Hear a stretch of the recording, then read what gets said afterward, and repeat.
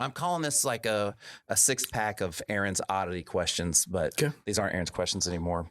But it's a 6-pack, real quick, kind of rapid fire. So, okay. When you're down, what do you do to feel better? Play tennis. Really? Yeah. So, and you talked about on the podcast that when you were going through kind of the hardest time part of like your divorce and being depressed, you went right to tennis. Did you play tennis before that? Yes, I did. Okay, so it wasn't like something you picked up during the way. No, and not well. Yeah, but I don't play well. I play my style, athletic, a lot of aerobic, and but you have fun. Yeah, yeah. My daughter peaked. All right. Let's see. Number 2. Oh, this is going. If you could master one instrument, what would it be? A 6-string electric guitar. Any particular kind? Fender Strat. Yeah, very nice. Yeah. Are you familiar with Eddie Van Halen? Absolutely. And is it a Frankenstrat? Is that what he called it? Well, he engineered that. He brought the pickups together with the neck and In a weird way, I feel like that's what made him great. But it wasn't the guitar. It was the fact that he built the guitar for himself. He made his tool exactly his, for him specifically. Do you know he was trained I think he was trained more on the keyboards, and it was the guitar that landed in his hands that slapped his head around and made him realize he'd been on the wrong instrument. So what the focus he had, he was from a musical family. Sure. And his brother Edward I think Edward was always on the drums, but anyway, he took off. Oh, there was a good Eddie Van Halen story. Anyway, it's gone. Well, but focus. Also, he goes, Billy Joel doesn't seem to be picking up chicks. So I'm gonna switch instruments. I always wondered about that. But Billy Joel did pick up chicks. Yeah, but yes. But like just playing the piano, like doing rock piano. Oh gosh, yes. It's not typical. It's an outlier in that way, right? You know, like usually it's the guy with the guitar or the lead singer. And Elton John got loads of girls. Well, but he didn't want them. That was the problem. No. He was just like, what am I going to do with all these? Your eyes got real big. I was like, what am I going to do with all these girls? What would you try if you had no fear? Oh, I would sing I would step to the mic and sing in public. We won't do that right now? No, I've done it one time on a little ditty I wrote. And when I say sing in public, that is I set up something in the kitchen and recorded a song. And pushing the button to send that out into the world, knowing what I was doing, was like taking all my clothes off. I admire people that don't care what they put on the internet. Maybe they do, and maybe it just seems like they don't care. Like maybe it looks that way, but it definitely looks like they don't care, and I admire that a lot. But I've gotten to a point where I don't care either. But what if I told you what I just said, and you were secretly a very good singer, and you just broke into song? I would not be sitting here going, what a freak you are. I'd be going, oh, man, beautiful voice, and you're speaking to me, and you're singing, and this is the way you communicate. Well, in my head, I'm going, I'm allowed to speak, but I'm not allowed to sing. And I wish I could, that nobody ever told me, shut up, you can't sing, but that I can't turn that thing off. Well, it's your shadow. Yeah. In the books I'm reading, it's your shadow. Let's see. This is a good one. If you could have front row seats to any concert, what would you like to see? Oh, just random. There was a Little Feat show, Waiting on Columbus. It was a great live album. I would love to have been front row of that. Front row of any live show. Good golly. Oh, what am I thinking? Farm Aid. No. No. The Beatles, I wish I'd been on the roof. Oh, for the sessions. The sessions? Yeah. Oh, yeah. That'd have been awesome. Is there anybody that you didn't get to see before they died? Because I have one. I actually have two. Ooh, I'm sure. Can you give me yours first? Tom Petty. I saw Tom Petty 3 months before he died. and ZZ Top before he died. Which one was it? Billy Gibbons? No, he's or still the alive. other one? Dusty? Yes, Beard? they both had beards. The drummer didn't have the beard. But I mean, the guy who doesn't have the beard has a last name Beard. Oh yes, yeah. Isn't that great? Yes. Yes. I was like, beard, yeah, like of course, yeah.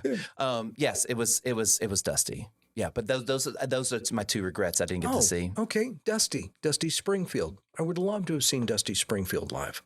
Now that's just a name out of the hat, but going back to the '60s when I wouldn't have been around for those people. I guess I was more referring to like you would had a chance to and you didn't, because like Tom Petty and like the complete ZZ Top, I had chances to, but I just never took them. Yeah, I'm sure there are really good names on that list, and they just don't pop. But they will when I get in the car. Would you want to see Elvis? No. No.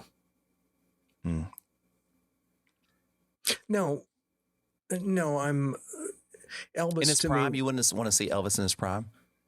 maybe, but to me, he's a talent. He wasted some talent. I feel like sometimes some of those people are so incredibly magnetism. Like Okay. people always say like Bill Clinton has this incredible, like when he enters a room you can feel it and there's these people, and I feel like Elvis had that, and he just kind of was like he took it for granted that like he was that dude. Does that make sense? I got it. You got it? No, I got the one. Oh, okay. And I was like, you're like, I have the power. It's the one that if I'd gotten in the car, I would have come back in having remembered and said, could you fire this thing up again? George Michael. Oh yeah. This guy makes me furious about the drug stuff, and we've lost so many good people to the influence of drugs that they toyed with, and the drugs took them over, and the drugs took their lives. But George Michael is a talent, the likes of which we may never see. He was pretty awesome. Yeah. And I don't mean the stuff from Faith. No. I mean the fact that he could open his mouth and do what he did. And just among those later hits, Don't Let the Sun Go Down on Me is just one. Last Christmas. Yeah. I'm just kidding. But he I did, wanted he to does do a agree. good version I of agree Last too Christmas. Quick. Yeah, I agree too quickly. Yeah. Last Christmas. I mean, it's really good. I think it is. It is, but there's some stuff on later albums that are just bare. His Wham stuff was great. He did a song where he said from a live album, and it was a song by Rufus Wainwright. I'm going to a town that has already been burned down. And it was a song about America, but just please play it a little later. I will. Breathtaking. I'm going to a town that has already been burned down. Okay, I'm gonna save this other question for last. What's the best way to spend a rainy weekend? In my office, catching up quietly on things that need to get done. Does that include like editing video? There's like absolutely. Fun stuff too, right? Not just like worky type stuff. I would not dread the rainy day. That's fantastic. Well, I also think, and this is just my opinion, if you're taking advantage of non-rainy days, when a rainy day comes along, then you can take advantage of that day. Sure. But you have to take advantage of the other days as well. You can't go, oh, it's been sunny outside 3 days here in a row now, but I'll go out tomorrow. You know what I mean? Like it doesn't work that way. Okay. And we can kind of, if there's this, I don't mean this is not a religious tone, but like if we can reword this, how everyone, what's been the most spiritual experience you've ever had in your life? Abandoning my spirituality. That was the most spiritual experience. Yes. Why? When I realized that for me, there was none of that. It was the most freeing and wonderful experience of my life. I think there is a spiritual, I guess, a spiritual experience when you kind of become yourself, who you were meant to be, I guess, the most authentic version of yourself. Like when you talk about becoming you, there's, like we talked about how good it feels. I talk about how I never want to go back. There's a thing that happens. Like, it's like, oh, like a butterfly almost in a weird way. No? Okay, I haven't asked you to do this through the thing. I'm tempted to say, would you allow me to take back the last 60 seconds? Because on that one front of getting out there to express a kind of atheism, I would love to kind of take that back and take another crack at answering your question. Now, let me come up with something that I'd say spiritual. No, but I think your answer is great. Actually, I mean, I do. But I mean, for public consumption, that is especially with. Oh, you worried about your mom and dad? Yeah, Yeah, because that's no problem. there's some of that stuff I appreciate. Rewind. Some of that stuff I want to own. Yeah, but I gotta remember to cut this part. All right. What has been the most spiritual experience of your life? Been a few concerts Yeah. where I was transported, playing a few bits of music where I thought there was a perfection. You don't find perfection in life in very many. Oh, the birth of both of those first two kids, and that's not to diminish the birth of my youngest son, but that. Well, there's something about the first time. You know what I mean? Arrival of the baby girl and then stepping out of the operating room to heave. I mean, tears, to heave in this hospital gown that I was wearing. Never forget that moment. Yeah, very deep. What quick spiritual concert? Can you name one of them? I'm just curious. Well, that Led Zeppelin show. Yeah. Which sounds like a joke, but when Led Zeppelin is reincarnated in front of you and you're hearing some of the songs from Led Zeppelin 2 with a power that blows your hair back, and it's with the full live dynamic, it was almost a tear-inducing moment. Do you remember when Metallica did that concert with that orchestra? You familiar with that? Like Metallica went in and they did this whole concert with an orchestra behind them and did all their songs. Yeah, but I'm not in a. Anyways, so Metallica did this. Similar for you? Similar for you? No, I didn't go to that, but I got to think that those kinds of moments when music is created on this level that is just like bigger than what it is, like in this monumental type of way. Okay, Les Mis. Yeah, remember? Sure. Okay, that was transformative. It led me to adopt a child 10 years ago with my first wife. I was completely still under the influence 10 years later when, as a 19-year-old boy, seeing that at the Kennedy Center when Les Mis was nothing to anybody, it was just coming out, and I saw the original cast. And I'm not little Mr. Broadway show tunes, but my parents had taken me to this, and I was depressed about a breakup, and I'm just there to watch the show, and it was life-changing.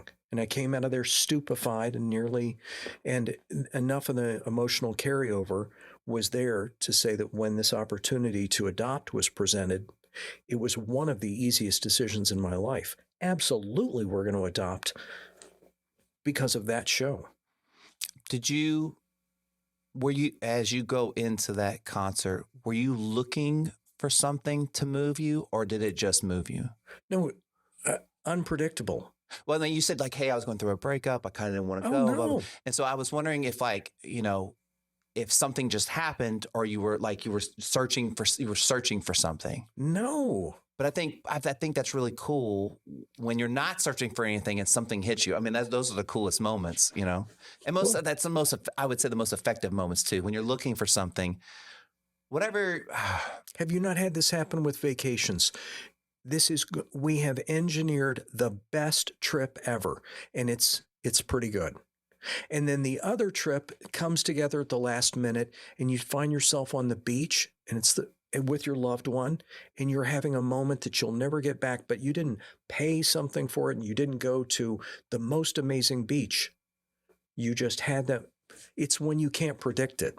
I love dive bars. Oh, yeah. But I don't love dive bars for the bar. I love it for the people that are there or the people that go with me, the people I'm with that are there, right? Like it's not where you're at, it's who you're with. It's super cliche, but it's totally true because back to the idea of family, you know what I mean? Like, and having big families and big events and being like, it's not kind of, hopefully your family, they're good people, but like, it's not what they are, it's who they are to you and sure. where you're at, Yeah. Man, thank you for doing this. Hey, Appreciate it. thanks, Scott. Yeah.